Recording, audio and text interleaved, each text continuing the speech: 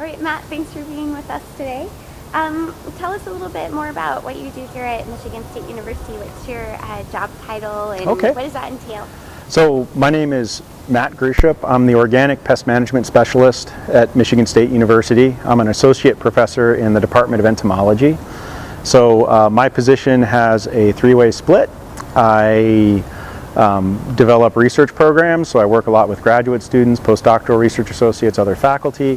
I develop extension programs, so I work quite a bit with growers. And then I also teach. So presently I teach one 3-credit course every year, Organic Pest Management. Tell us a little bit more about your specific area of study. So you combine kind of agroecological principles with entomology. So yeah, my charge is really development of pest management strategies that are more ecologically oriented. So from an organic perspective, that would mean that they meet the National Organic Program standards, or the NOP standards.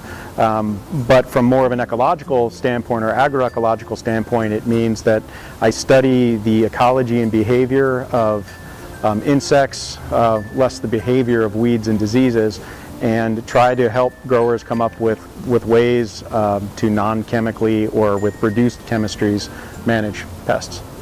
So what brought your interest to agroecology and entomology? Were you first kind of interested in pest management and agriculture, or were you more interested in the insect side of things? How did that all come together for you? I would consider myself probably an agricultural scientist first and an entomologist second. That said, I always had an interest in insects growing up. My parents were avid gardeners. I spent a lot of time picking tomato hornworms off tomatoes and collecting praying mantises and doing things like that. In terms of my academic training, I really came at entomology through more of an agroecological lens. I was at the University of California at Santa Cruz and worked as an undergraduate research technician with mating disruption for codling moth and some biocontrol programs in strawberries, artichokes, and apples. And that really sort of gave me my first experience with pest management as a discipline. You went on to Montana State and Kansas State for your graduate degrees. Were those particularly good choices for you because of the agroecology, because of the entomology that was there? Or were you kind of blazing a new field even in graduate school? I would say that I'm a little bit of an unusual academic for my discipline in that I'm really more of a generalist than a specialist, meaning that I like to work in many different systems, and what I really find joy in is finding similarities between systems and figuring out low impact ways of manipulating them. In terms of my graduate education, it was really project driven. So when I was looking for a master's degree, I visited quite a few land grant schools that had biological control and sustainable ag programs. That was right at the beginning of the World Wide Web. So I drove across the country, had a white paper that sort of gave me names of faculty to talk to, and I cold called them. And it just turned out that there was a biocontrol of weeds project for rangeland in Montana that was very interesting to me. Kansas State was sort of a similar thing. There was, after my master's degree, I worked as a technician for a while in cultural management of stored product pests, and looking at more basic biology and behavior of a regional wheat pest, the wheat stem sawfly. And that sort of led me into stored products, and I got interested in biocontrol in that environment. And there was a good project down at Kansas State to get involved with. So for me, it's always been more the project first and the discipline second, I guess. And again, I'm a generalist by nature, so I think that fits me pretty well. So having a broad understanding around ecological basis allows you probably to do your entomological job with a little bit more context and kind of understanding of a lot of different settings. Yeah, for me, the research I am involved in some fundamental research, which is more pure biology or ecology, but that's really a small part of what I do. For me, the drive has always been to figure out ways to develop better agricultural applications. So I work a lot with farmers and with people who are growing food for a living. So really, for me, that necessitates a very holistic approach towards any kind of problem in the system. Because one thing I've learned in my time as an ag researcher and extension educator is that you can come up with a solution for a problem, but if your solution creates more problems, a grower is never going to adopt it because they're risk adverse and they have enough things to balance as it is. So what are some of your favorite parts of your job? For me, what really keeps me engaged and going from a day-to-day perspective is I really enjoy working with farmers, and I enjoy working with students quite a bit. Okay.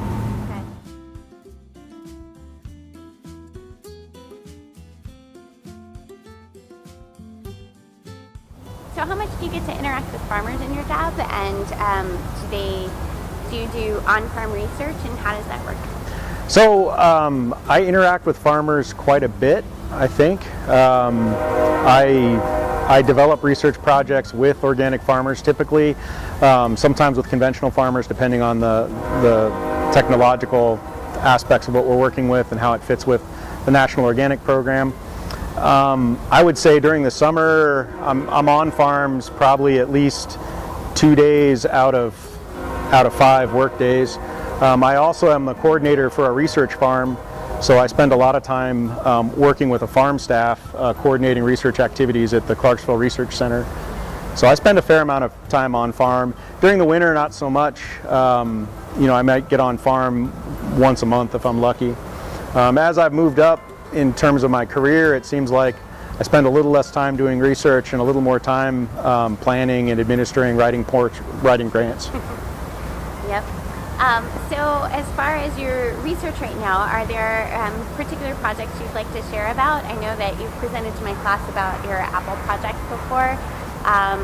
What do you see as some of the solutions you've been able to provide for farmers, and where do you maybe see research going in the next 10, 15 years? Okay, well, currently I typically have a pretty wide range of research going on in my lab. I typically have between 3 and 5 grad students and maybe 2 or 3 postdoctoral research associates that I work with. Currently, we've got a couple of projects looking at native sources of biological control for the invasive insect, the brown marmorated stink bug, and we're finishing up work on that project. I have another sort of ongoing set of work with another invasive insect, the spotted-winged Drosophila Suzuki'i. And that has been a really game-changing pest for Michigan small fruit producers, especially organic producers. And that's an interesting, we're really just getting started with that insect. Some of what we're doing is looking at really classical insecticide type research. We're also looking at a lot of behavioral research and phenological research, and trying to figure out how this pest makes its living in the colder parts of the Michigan season. We think that's a very important thing to know, and my colleagues and I haven't quite figured that one out yet. We also have another project where we're looking at the delivery, reimagining the way we deliver agricultural inputs into trellised perennial fruit. So that's a solid set canopy delivery system. And that's a project that's really just building again. And there, my interests are figuring out delivery systems for biological inputs suited for organic agriculture. A lot of what we're doing right now is just engineering and figuring out how to make the system work, but down the road I see it as a means for delivering pathogenic organisms for pest management, biological nutrient inputs, and other biological inputs, which is really critical for us in this region because we do have such a tremendous amount of pests to manage. Previous work we've done in my lab, one of my favorite projects was a hog-apple integration project. We worked with a grower. It was really grower-conceived research, and we were looking at seasonal flash grazing or intensive grazing of small feeder hogs in apple orchards to intercept a variety of different pests, ranging from weeds to a couple of primary insect pests, the plum curculio and the codling moth. And then also we were interested in whether or not hogs might have an impact on some of the fungal diseases that plague apple growers. That was a really fun project, and there are a few apple growers across the country who are using that technology really out of that project. It's a very, the scale of that technology is really suited for smaller producers. So I don't think it'll see widespread adoption in mass apple production.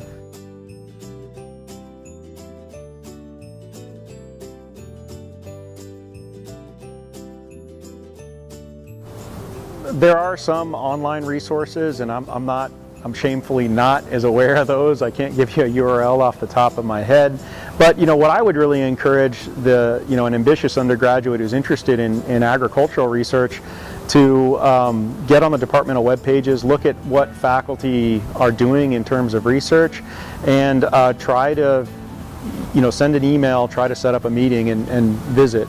I typically, when we're hiring undergraduates, we typically advertise with flyers, and then we'll advertise through the Lyman Briggs program and some of the other programs on campus.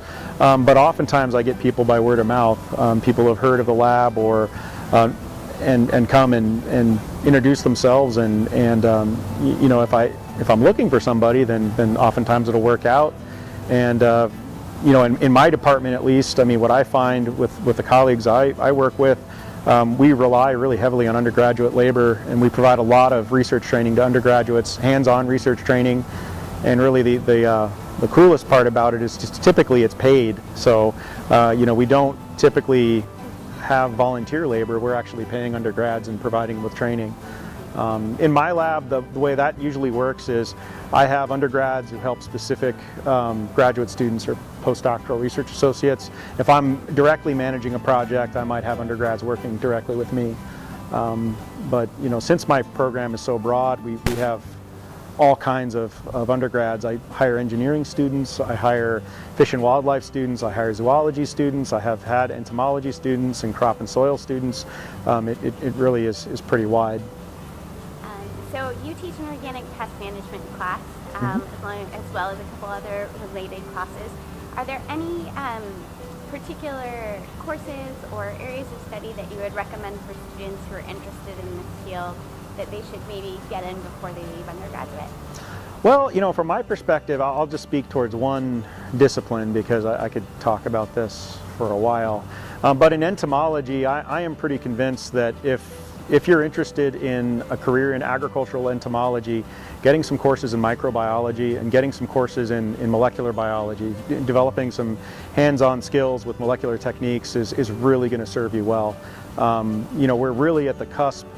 It seems like every 6 months there's a breakthrough in terms of how we sequence genes, or our ability to amplify genes so that we can detect certain things, or our ability to extract genes out of systems. One of my students is working on essentially a system where we're collecting insects from the soil. We're doing some morphological ID, but really what he's working on is grinding them all up and then using molecular techniques to identify what's there. And I really think that's the future, because the level of precision and the number of samples you can collect using that type of an approach is huge.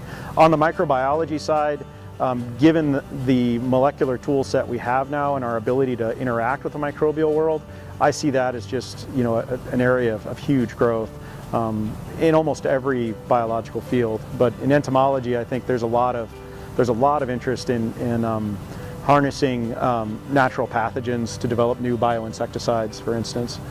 So I really think that's a good area to get into.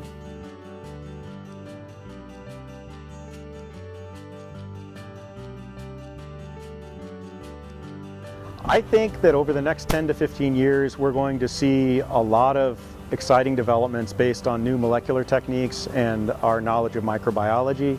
And I really feel that, across disciplines, in entomology, where we might be more concerned about upregulating beneficial insects and downregulating pest insects, understanding the microbiome that inhabit insects could be very powerful for that.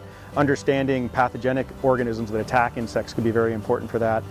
For soil science, equally so. We're really, we know almost nothing about the ecology of our soils, and a lot of that's because we haven't had the tools to actually see what's going on. But our molecular toolkit is really allowing us to ask questions that we just could never ask before. So I think it's a very exciting time, and I think our understanding of how the microbial world interacts with the macro world, I think, is going to be a really exciting place for agroecology. Thanks so much for your time today, Matt. No problem. My pleasure, Julie. Thank you.